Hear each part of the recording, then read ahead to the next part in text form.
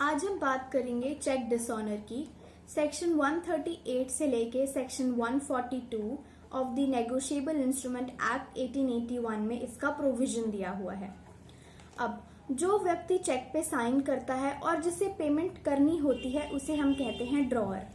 जिस इंसान को पेमेंट रिसीव होनी होती है उसे हम रेफर करते हैं एज ड्रॉई। अब ड्रॉअर ने ड्रॉई को कोई चेक दिया, ड्रॉई ने वो चेक प्रेजेंट किया बैंक में। अब बैंक जाकर उसे पता चला कि जो चेक है वो डिसऑनर हो गया है। रीजन क्या हो सकता है चेक डिसऑनर होने का? ये हो सकता है कि उसमें सफिशिएंट फंड्स नहीं थे ड्रॉअर के बैंक अकाउंट में।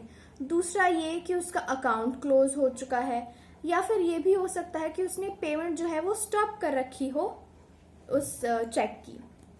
अब ड्रॉई को कैसे पता चलेगा कि किस रीजन से, किस कारण से उसका चेक डिसऑनर हो गया?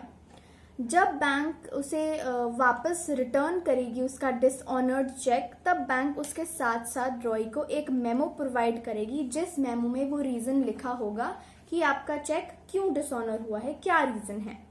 अब जब ड्रॉई को ये पता चलेगा तो ड्रॉई उस दिन, जिस दिन पता चलेगा उस दिन से लेके 30 डेज के टाइम पीरियड के अंदर ड्रॉई को लीगल नोटिस भिजवाना है ड्रॉअर को, जिसमें वो मेंशन करेगा कि आपका जो चेक है वो डिसऑनर हो गया है और मेरे को मेरी आप पेमेंट करिए जल्द से जल्दी।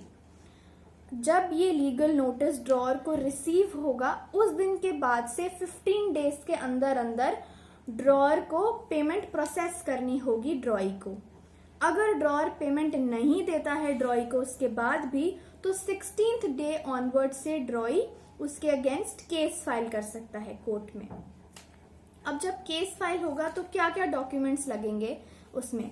सबसे पहले लगेगा डिसऑनर्ड चेक, उसके बाद प्रूफ कि आपने लीगल नोटिस भिजवाया है ड्रॉअर को, तीसरा बैंक मेमो की रीजन क्या था कि क्यों डिसऑनर हुआ, और चौथा पोस्टल रिसिप्ट आप उसके साथ लगाएंगे।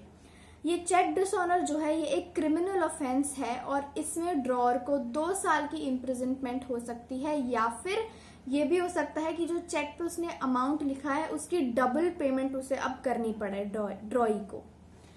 अब ये भी हो सकता है इसमें कि जब केस फाइल हो चुका है कोर्ट में, उसके बाद अगर ड्रॉअर उसके बाद भी अगर पेमेंट जो अमाउंट था उसका अरेंजमेंट कर लेता है और ड्रॉई को कहता है कि मैं आपको अब पेमेंट कर दूंगा, मैंने पैसे अरेंज कर लिए हैं, आप केस विड्रॉ कर लीजिए, तो उस केस में ड्रॉई ऐसा भी कर सकता है, वो पेमेंट रिसीव करके उस केस को विड्रॉ भी करा सकता है। तो इसमें बेसिकली मेन मोटिव यही होता है कि जो ड्रॉई है, जो सामने वाला पर्सन है, उसे अपनी पेमेंट रिसीव हो जाए और लोगों का चेक ट्रांजैक्शंस पर भरोसा बढ़े। तो यही प्रोविजंस 138 और 142 में बहुत ही यूजफुल साबित हुए हैं, ताकि लोग चेक ट्रांजैक्शन करने से ना डरें और इन्हें इस्तेमाल करें। यही था आज की इस वीडियो में। Thank you.